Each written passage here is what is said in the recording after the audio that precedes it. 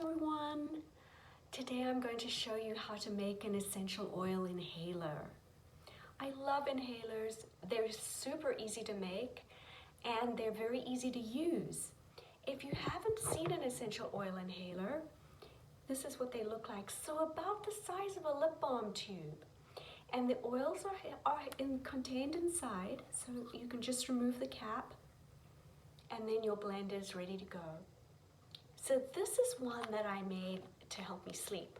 So I have this right next to my bed at night. But it's super easy to transport. You could put it in your pocket, you could put one in your purse, and just use it whenever you need it. And one of the nice things about this is that it keeps the scent to yourself. So if you are with somebody who might be allergic to a certain oil, you don't have to be concerned. It's not like having a blend on your skin that everybody can smell. Okay, so today I'm going to make a blend for colds and flus and allergies. And when you get your essential oil inhaler, it comes in 4 parts. So it has the body, and then the cap, and I'm just going to put the cap on right now. And the cotton wick goes inside, and this is what we add the essential oils to in this container. And once we're done, we are going to seal it off with a cap like that.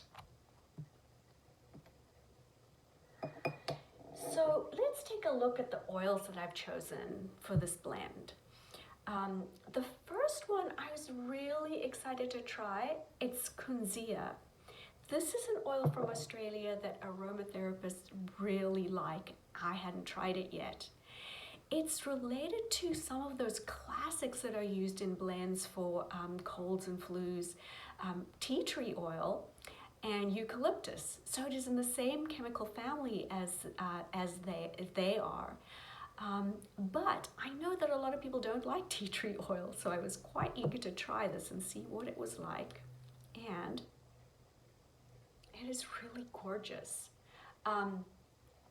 It's very complex and subtle, and it's a lot more gentle than some of the oils that I've used before, but it feels also very purifying. And it has a little bit of a sweetness, and I think almost maybe even a little bit of a floral scent to it. So it's a really beautiful oil, and I'm going to very carefully, pouring from the side, add 5 drops. And actually, I'm definitely going to need my glasses on for this. So some essential oils will pour very quickly, so I'm going to pour this from the side, and it gives me a little bit more control.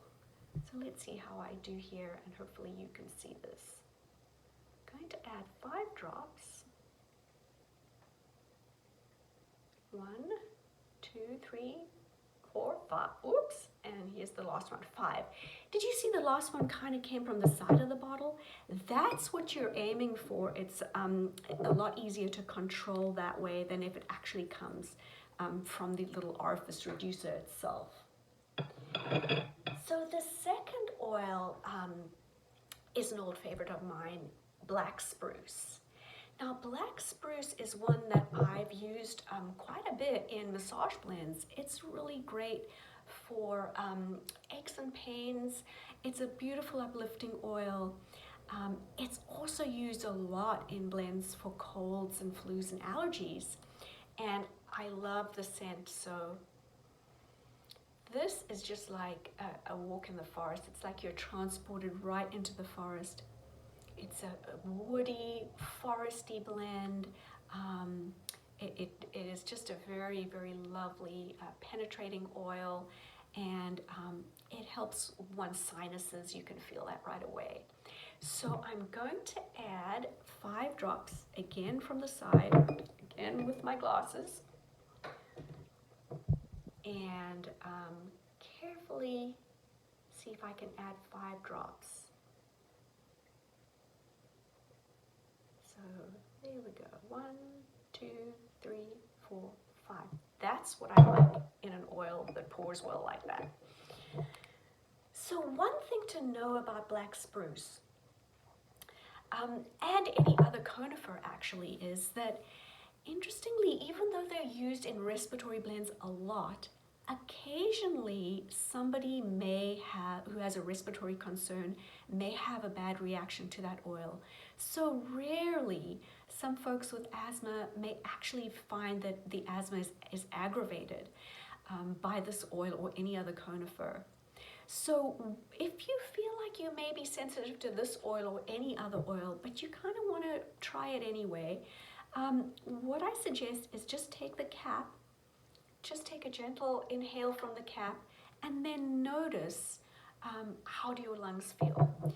Do they feel like they've opened up and that you can breathe easier? Many asthmatics will feel that from this oil. Or do you have like a tight, constricted feeling in the lungs? So knowing that, you'll know whether you can use this oil safely.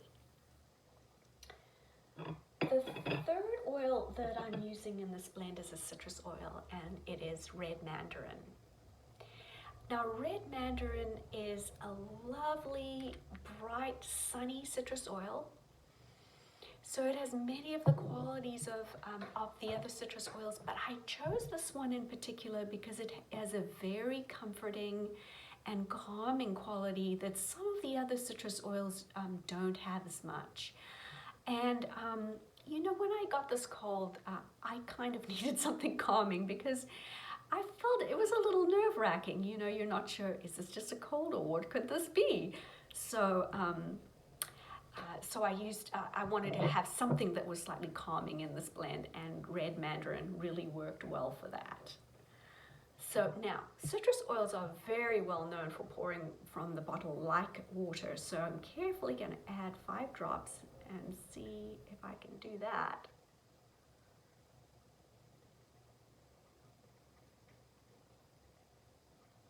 There we go.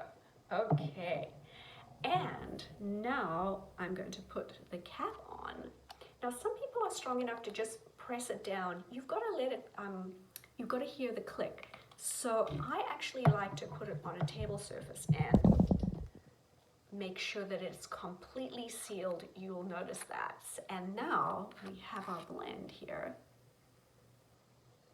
which is really amazing. This is the first time I've put this in an inhaler. It's really nice. One thing also to remember is label your blend, so that you know, if you only have one, that's one thing, but if you decide that you love inhalers and you start to make a lot of them, you're going to want to know what's in each one.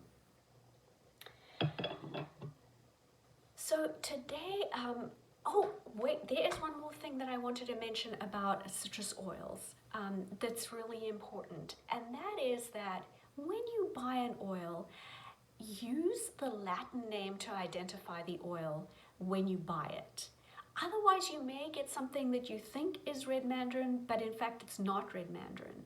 So the Latin name I have included in parentheses behind the common name. Red mandarin is the common name. The Latin name is Citrus reticulata, and that's the name that you want to use when you purchase that oil. It's really important because sometimes you might buy an oil thinking it's one thing, and in fact it's not, it's something else. And oils have different therapeutic properties. They also have different cautions. Now, if you know much about citrus oils, one of the big red flags that comes up with any citrus oil is the question, is it a phototoxic oil? A phototoxic oil, if it goes in a blend on your skin, and then if you go out into the sun, that oil is then going to possibly cause very bad burns, much worse than regular sunburns. It might cause skin discoloration, so that is a phototoxic reaction, and we definitely want to avoid that. And I'm happy to say that red mandarin is not a phototoxic oil, so we can quite safely go out into the sun with it. All right, folks. So that was making an essential oil inhaler for colds and allergies and flus. But as you know, you can, by using different essential oils, you could make an inhaler for many other reasons. I have one for sleep. There are essential oil blends that go in inhalers that you can use for calming and relaxing, or for focusing and studying, or people use them for digestion, or for aches and pains, for muscular aches and pains. So, and as holidays are coming up, it's really nice to bear this in mind. They make really lovely gifts for the holidays, I think. All right, folks. Great to be with you, and I hope that you found that this was really exciting and interesting as much as I do, and that you have a lot of fun blending. I will talk to you soon. Take care.